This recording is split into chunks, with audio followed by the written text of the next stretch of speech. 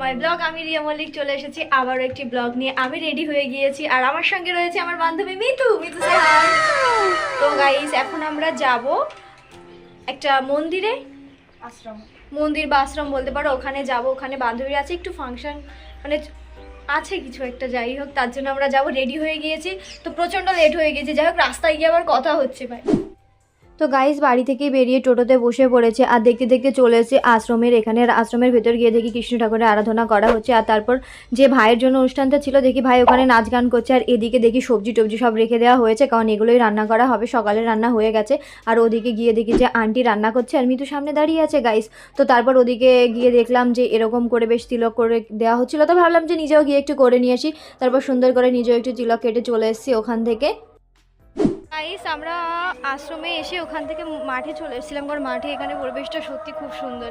এখানে চারিদিকে ধান ক্ষেত, ফুল ক্ষেত, সামনে কলা গাছের ক্ষেতও আছে। তো এখানে আমরা যাচ্ছি অনেকে বলতে আমি, দিশা, মিতু আর বুনু আছে সঙ্গে।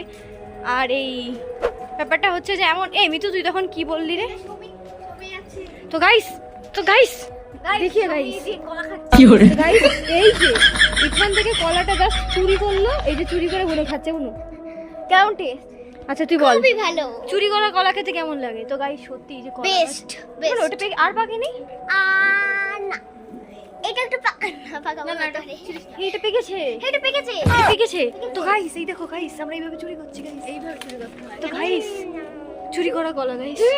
ওর ভালো এই দিশা ভেরি টেস্টি। তো গাইস চলো কলা চুরি করে নিয়ে আমরা যাচ্ছি। জানি না ও দিশা তুই হারিয়ে গেলি নাকি? ওদিকে দিশা মানে ফোনে কথা বলতে বলতে আমাদের ভুলেই গেল। দেখ মিতু এরকমই হয় আমাদের সঙ্গে। তুই খা কলাটা খা। এই দিশা এদিকে আয়, শোন, শুনবি তো?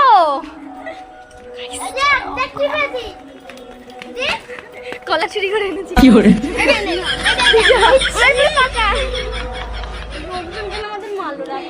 কলা খা, চুরি করেছি। এই দেখ আমারটা পুরো হলো। শোন রিয়া, কাঁচা কলা চুরি করেছিস। না কাঁচা না, আমি খাবো না, তুই খা। আরে গাইস এখন আমরা দিশাকে কলা খাওয়াবো। খা দিশা। না আমি খেতে চাই না। খাওয়া তোর জন্য চুরি করে নিয়ে আসলাম। দেখেন আমাদের ধরে পেদা কি বলবে এখন তো সুজা দৌড়। তো গাইস আমরা এখন আশ্রম থেকে বেরিয়ে এসেছি, এখন বাড়ির দিকে যাচ্ছি। আর আমার সঙ্গে আছে সৌমি, দিশা। কতবারই বা দেখাবো ওদের। তো যাই হোক দিশা আসতে চাইছিল তো ক্যামেরার সামনে, তাই একটু দিশাকে নিলাম, আর কিছুই না। ওরা ইরিটেট হয়ে যাচ্ছে ব্লগিং করছি জন্য, ওরা ইরিটেট হয়ে যাচ্ছে গাইস। একা দিয়ে আমার দুজনের আমি একটু বলবো, আর আমার হাতটা মনে হচ্ছে তো গাইস চলো এখন যাওয়া যাক, এরপর বাড়ি গিয়ে আবার তোমাদের সাথে। গাইস আমরা আবার বাড়িতে চলে এসেছি। একটু কষ্ট হয়ে গেছে। ফ্যান লাইট চালা। এইটুখানি ঘরে আমি থাকি, কারণ আমিও ছোট এই ঘরটার মধ্যে রে বোন। তো কষ্ট হয় বলো আমাদের দেখে, মেয়ে ঘরটায় থাকি।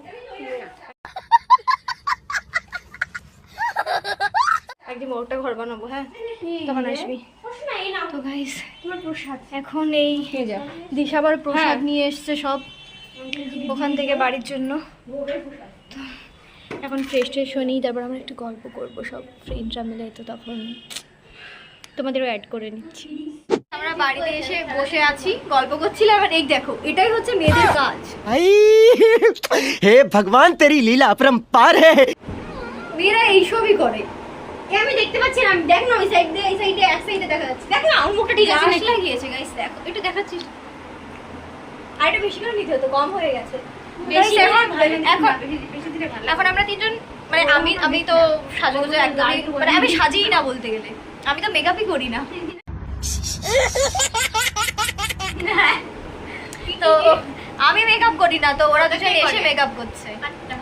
ঠিক আছে আমি একটু কাজল লাগাই, একটু লিপস্টিক লাগাই। নাম কি?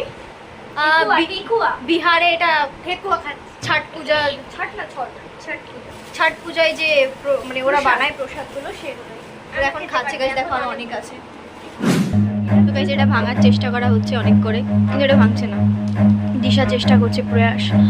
অবশেষে দিশা সফল হয়েছে। গাইস আমরা এতক্ষণ ধরে এত গল্প বললাম, এত কিছু করলাম, করিডোরে এখন একজন মানে দুজন বান্ধবী আমার কাছে আছে, একজনকে আমি ছাড়তে যাচ্ছি। তো চলো তাকে একটু দেখাই। হে গাইস, তো গাইস মিতু দেখাই। তো গাইস এই তো মিতু, ওকে আমি বিদায় দিতে যাচ্ছি। Tata, guys. আমি ছেড়ে দিয়ে আসি। ওরে এই মালাটা কেউ গিফট করেছে? হ্যাঁ তুই চলে যাচ্ছিস। আমার অনেক খারাপ লাগছে গাইস, কি বলবো। আর কবে আসবো আমি জানি না, হুম, কোনো ঠিকঠাক নেই কবে আসবো। তার চুমু দিয়ে যা, গাইস না, একটা চুমু দে, সামনে আমার লজ্জা, একটা চুমু দে। আমার লজ্জা 10 টাকা দিন আমার লজ্জা লাগে। একটা ফ্লাইং কিস করে দে। তোমাদের চুমু দিয়ে দিল। না না একদম না, আমি আমার বান্ধবীকে দিয়েছি, আমি গাইস ও দিইনি। তো গাইস চলো মিটুকে টাটা বাই বাই করে দে। আমি তো বাই বাই করে দে। বাই গাইস, আমি আবার আসছি। তো গাইস ওকে ছাড়তে এসে আমরা এখানে দেখলাম দাদা ফুচকা বিক্রি করছে। তো ভাবলাম একটু ফুচকা খেয়েই নেই, ফুচকা খাবো সবাই মিলে। কিসের ইচ্ছা করে তার জন্য আমরা ফুচকা খেতে চলে আসছি। দাদা এদিকে তাকাও। ওই মেয়েটাকে আমি ছাড়তে গিয়েছিলাম, ও যায়নি কারণ ও একে ছাড়া যাবে না। দিশা, দিশার সঙ্গে যাবে। আর দিশাকে এই যে ঠেকুয়া, মানে তুই ঠেকুয়াগুলো নিয়ে যা। দিশা ঠেকুয়া এই কষ্ট করে দেখছিস কি আমার আয় তুই তো একটু আমাকে জড়িয়ে ধর। তো গাইস চলে যাচ্ছে না, আমি একা একা থাকবো এখন। নে তুই একটা এটা তুই একটা চুমু দে, মিঠু তো একটা দিয়ে। না আমি এটা মুখ চুমু দিতে পারি না, চুমু দিতে পারি না।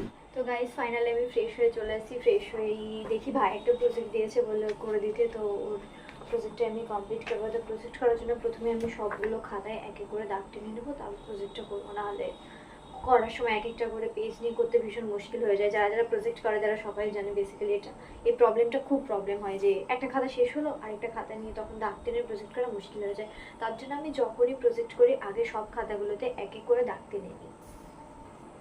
তো দাগ টানার জন্য প্রথমে আমি আমার এই পিঙ্ক কিউট ব্যাগ, পিঙ্ক ভাই কি বলে পিঙ্ক, তারপর বিভিন্ন কালার মিক্স করা আছে ব্যাগটাই। তো এখান থেকে কিছু পেন বের করে নেবো।